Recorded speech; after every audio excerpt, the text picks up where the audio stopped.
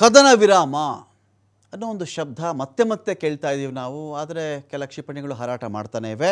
ಆದರೂ ಈ ಸಂಜೆ ವೇಳೆಗೆ ಹೇಳ್ತಾ ಇದ್ದೀನಿ ನಾನು, ಈ ಸಂಜೆ ವೇಳೆಗೆ ಕದನ ವಿರಾಮ ಆದಂತೆ ಕಾಣಿಸ್ತಾ ಇದೆ ಮಧ್ಯಪ್ರಾಚ್ಯದ. ಯಾಕಂದರೆ ಯಾವುದೇ ಒಂದು ಕ್ಷಿಪಣಿಗಳು ಅದು ಇದು ಹಾರಾಟ ಮಾಡಿಲ್ಲ ಸೋ ಫಾರ್.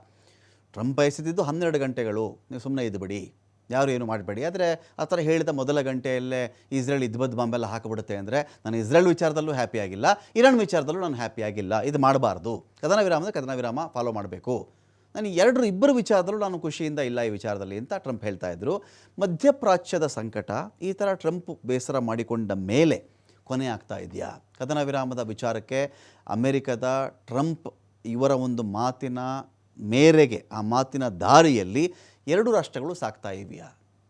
ಹಾಗಾದರೆ ಸಾಧಿಸಿದ್ದೇನು 12 ದಿನಗಳ ಯುದ್ಧದಲ್ಲಿ? ಜನರಿಗೆ ಸಿಕ್ಕಿರೋದು ಹತಾಶೆ, ತಮ್ಮವರನ್ನ ಕಳೆದುಕೊಂಡಂಥ ಸಂಕಟ, ನೋವು. ಈ ಕಡೆ ಖಾಲಿ ಮಾಡಿದಂಥ ರಣರಂಗದಲ್ಲಿ ಗೆಲುವಿಗೆ ಹುಡುಕಾಟ ನಡೀತಾ ಇದೆ. ನಾವೆಲ್ಲಿ ಗೆದ್ವಿ? ಯಾರ ಮನೆಯಲ್ಲಿ ಗೆದ್ವಿ? ಹೆಣ ಬಿದ್ದ ಮನೇಲಿ ಗೆದ್ವಾ? ಮಕ್ಕಳು ಸತ್ತು ಹೋದಂಥ ಮನೆಗಳಲ್ಲಿ ಗೆದ್ವಾ? ಆಸ್ಪತ್ರೆಯಲ್ಲಿ ಹೆಣಗಳು ಬಿದ್ವಲ್ಲ, ಅಲ್ಲಿ ನಾವು ಗೆದ್ವಾ?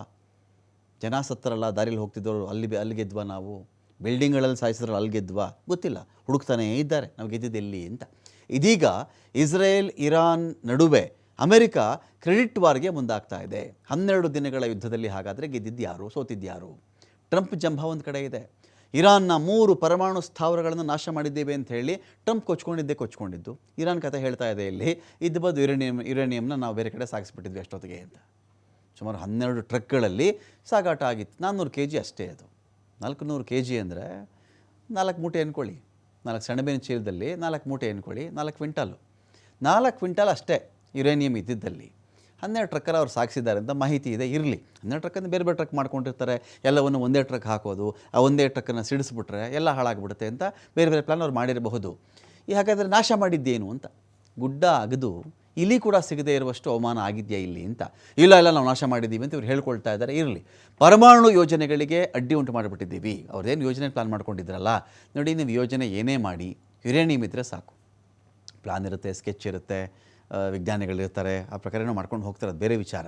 ಆದರೆ ಪ್ಲಾನ್ ಅಡ್ಡಿ ಮಾಡಿದ್ದೀನಿ, ಸ್ಥಾವರ ಅಡ್ಡಿ ಮಾಡಿಬಿಟ್ರೆ ಇಲ್ಲಿ ಸ್ಥಾವರಕ್ಕೆ ಅಳಿವುಂಟು. ಇಲ್ಲಿ ಪರಮಾಣು ಸ್ಥಾವರಕ್ಕಿಲ್ಲಿ ಅಳಿವುಂಟು.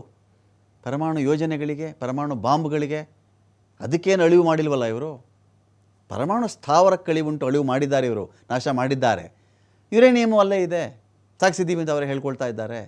ಯೋಜನೆ, ಒಂದು ಬ್ಲೂ ಪ್ರಿಂಟು, ಸ್ಕೆಚ್ ಎಲ್ಲ ಇದ್ದೇ ಇರುತ್ತೆ. ಇವತ್ತಲ್ಲ ನಾಳೆ ಮತ್ತೆ reassemble ಆಗ್ತಾರೆ ಅವರೆಲ್ಲರೂ ಕೂಡ. ಸಿಕ್ಕಿದ್ದೇನು ಅಮೆರಿಕಕ್ಕೆ? ಬರೀ ಖಾಲಿ ಜಂಬ. ಅಮೆರಿಕ ದಾಳಿಯಿಂದಾನೇ ಕದನ ವಿರಾಮಕ್ಕೆ ಇರಾನ್ ಒಪ್ಕೊಂಡ್ಬಿಟ್ಟಿದೆ. ಈ ಟ್ರಂಪ್ ಈ ಒಂದು ಕ್ರೆಡಿಟ್ ತಗೊಳ್ಳೋದ್ರಲ್ಲಿ ಹಿಂದಿನ ಯಾವುದೇ ದೇಶದ ಯಾವುದೇ ಅಧ್ಯಕ್ಷನಿಗಿಂತ ಒಂದು ಹೆಜ್ಜೆ ಮುಂದೆ ಇದ್ದಾರೆ. ಎಲ್ಲೇ ಯುದ್ಧ ನಿಲ್ಲಿಸಿದ್ರು ನಾನು ನಿಲ್ಲಿಸ್ತೆ, ನಾನು ಹೇಳಿದ್ದಕ್ಕೆ ನಿಂತು ಹೋಗಿದ್ದಲ್ಲಿ, ಪಾಕಿಸ್ತಾನ ಭಾರತ ನಾನು ನಿಲ್ಲಿಸಿದ್ದು ಅಂತ 12 ಕಡೆ ಹೇಳಿದ್ದು ಈ ಮನುಷ್ಯ. 12 ಕಡೆ. ಈ ನೊಬೆಲ್ ಶಾಂತಿ ಪ್ರಶಸ್ತಿಗೆ ರೇಸಿಗೆ ಬಿದ್ದವರು, ಜಿದ್ದಿಗೆ ಬಿದ್ದವರು ಕೂಡ ಈ ಥರ ಮಾತಾಡಲ್ಲ. ಎಲ್ಲೋ ಶಾಂತಿ ಸ್ಥಾಪನೆ ಮಾಡಿರ್ತಾರೆ, ಸುಮ್ಮನೆ ಇರ್ತಾರೆ. ಆ ನೊಬೆಲ್ ಪ್ರಶಸ್ತಿ ಕೊಡ್ತಕ್ಕಂಥ ಸಂಸ್ಥೆ ಅದನ್ನೊಮ್ಮೆ ಗುರುತಿಸುತ್ತೆ, ಅದನ್ನು ಗುರುತಿಸಿ ಒಂದು ಶಾಂತಿ ಪ್ರಶಸ್ತಿ ಸಿಗುತ್ತೆ ಅವ್ರಿಗೆ. ಇರಲಿ, ಅಮೆರಿಕ ದಾಳಿಯಿಂದಾನೇ ಕದನ ವಿರಾಮಕ್ಕೆ ಇರಾನ್ ಒಪ್ಕೊಳ್ತು. ನಾವು ಮಧ್ಯಪ್ರವೇಶ ಮಾಡಿ ಶೀಘ್ರವಾಗಿ ಯುದ್ಧವನ್ನು ಮುಗಿಸಿದ್ದೇವೆ, ಗೆಲುವಿನ ಕ್ರೆಡಿಟ್ ನಮಗೇ ಸಲ್ಲಬೇಕು ಅಂತ ಹೇಳಿ ಒಂದು ಕಡೆ ನೆತನ್ಯಾಹು ವಾದವನ್ನು ಮಾಡ್ತಾ ಇದ್ದಾರೆ. ಅಮೆರಿಕ ಒಂದು ಕಡೆ ದಾಳಿ ಮಾಡಿದ್ದು ನಿಜ. ಅಮೆರಿಕ ದಾಳಿ ಮಾಡಿದ ಮೇಲೇ ಕದನ ವಿರಾಮಕ್ಕೆ ಇರಾನ್ ಒಪ್ಕೊಂಡಿದೆ. ನಾವು ಮಧ್ಯಪ್ರವೇಶ ಮಾಡಿದ್ವಲ್ಲ, ಶೀಘ್ರವಾಗಿ ಯುದ್ಧವನ್ನು ಮುಗಿಸಿದ್ದೀವಿ. ಆದರೆ ಈ ವಿಚಾರದಲ್ಲಿ ಗೆಲುವಿನ ಕ್ರೆಡಿಟ್ಟು, ಅವರು ಕದನ ವಿರಾಮದ ಕ್ರೆಡಿಟ್ ಮಾತಾಡ್ತಾ ಇಲ್ಲ ನೆತನ್ಯಾಹು. ನಾನು ಸೀಸ್ ಫೈರ್ ಮಾಡಿದ್ನಲ್ಲ, ಆ ಕ್ರೆಡಿಟ್ ನನಗೆ ಕೊಡಿ ಅಂತ ಕೇಳ್ತಾ ಇಲ್ಲ. ಯುದ್ಧದ್ದೆಲ್ಲ ಕ್ರೆಡಿಟ್ ಅವರೇ ತಗೊಳ್ಳಿ, ಆದರೆ ಗೆದ್ದಿದ್ದಿದೆಯಲ್ಲ, ಗೆದ್ದಿದ್ದು ನಾನೇ, ನಮಗೇ ಸಲ್ಲಬೇಕು ಅಂತ ಹೇಳಿ ನೆತನ್ಯಾಹು ವಾದವನ್ನು ಮಾಡ್ತಿರೋದು. ಅಮೆರಿಕ ದಾಳಿಗಿಂತ ಮುಂಚೆ ನಾವು ದಾಳಿ ಮಾಡಿದ್ದೇವೆ. ಅಮೆರಿಕ ಪರಮಾಣು ಸ್ಥಾವರದ ಮೇಲೆ ದಾಳಿ ಮಾಡಿದ್ದು ಆಮೇಲೆ. ಫಸ್ಟ್ ಮಾಡಿದವ್ರು ನಾವೇ ಅಲ್ವಾ? ಪರಮಾಣು ಮಿಲಿಟರಿ ನೆಲೆ, ವಾಯು ನೆಲೆಗಳು ಧ್ವಂಸ ಮಾಡಿದ್ದೀವಿ ನಾವು. ಇರಾನ್ನ ವಾಯು ಪ್ರದೇಶದ ಮೇಲೆ ನಮ್ಮ ಕಂಟ್ರೋಲ್ ಸಾಧಿಸಿದ್ದೀವಿ ನಾವು. ಸೇನಾ ಕಮಾಂಡರ್, ಪರಮಾಣು ವಿಜ್ಞಾನಿಗಳನ್ನು ಕೊಂದು ಹಾಕಿದ್ದೀವಿ. ಇನ್ನೇನು ಬೇಕು? ಪರಮಾಣು ವಿಜ್ಞಾನಿಗಳೇ ಇಲ್ಲ ಅಲ್ಲೀಗ, ಸೇನಾ ಕಮಾಂಡರ್ಗಳಿಲ್ಲ. ಅವ್ರದ್ದು ಏರ್ ಸ್ಪೇಸ್ ಮೇಲೆ ನಮ್ಮ ಕಂಟ್ರೋಲ್ ಇದೆ. ಯುದ್ಧದಲ್ಲಿ ಅಮೇರಿಕನ್ ಕರ್ಕೊಬಂದು ನಾವು ದಾಳಿ ಮಾಡಿಸಿದ್ದೀವಿ. ಇದು ನಮ್ಮ ತಾಕತ್ತು. ಖಮೇನಿ ಹೆಚ್ಚುಗಾರಿಕೆ ಏನಿದೆ ಇನ್ನೊಂದು ಕಡೆ, ಇದು ಇಸ್ರೇಲ್ಗೆ ಕೊಚ್ಕೊಂಡಿದ್ದಾಯಿತು. ಖಮೇನಿ ಹೆಚ್ಚುಗಾರಿಕೆ ಏನು ಅಂದರೆ, ಕುವೈಟ್ನಲ್ಲಿರುವ ಅಮೆರಿಕ ಸೇನಾ ನೆಲೆ ನಾವು ದಾಳಿ ಮಾಡಿಬಿಟ್ಟಿದ್ದೀವಿ. ಅಮೆರಿಕ ಮೇಲೆ ನಾವು ದಾಳಿ ಮಾಡಿಬಿಟ್ಟು ನಾವು ಅದನ್ನು ಅರಗಿಸ್ಕೊಳ್ತಾ ಇದ್ದೀವಿ. ಕುವೈಟಲ್ಲಿ ಅಮೆರಿಕಾದ ಏರ್ ಬೇಸ್ ಇದೆ, ಸೇನಾ ನೆಲೆ ಇದೆ. ಅಲ್ಲಿ ನಾವು ದಾಳಿ ಮಾಡಿದ್ವಲ್ಲ, ಅಲ್ಲಿ ಇರಾನ್ನವರು ಬಿಟ್ಬಿಟ್ವ ನಾವು ಅಮೆರಿಕಾನ? ನಮ್ಮ ಪರಮಾಣು ಸ್ಥಾವರಗಳ ಮೇಲೆ ದಾಳಿ ಮಾಡಿಬಿಟ್ರೆ ನಾವು ಬಿಟ್ಬಿಡ್ತೀವಾ? ವಿಶ್ವದ ಶಕ್ತಿಶಾಲಿ ರಾಷ್ಟ್ರವನ್ನು ಎದುರು ಹಾಕ್ಕೊಂಡಿದ್ದೀವಿ ನಾವು. ಇದು ಇರಾನ್ನ ತಾಕತ್ತು. ಇಸ್ರೇಲ್ ಮೇಲೆ ವಿನಾಶಕಾರಿ ದಾಳಿ ಮಾಡಿದ್ದೇವೆ ಅಂಥೇಳಿ ಇರಾನ್ ವಾದ.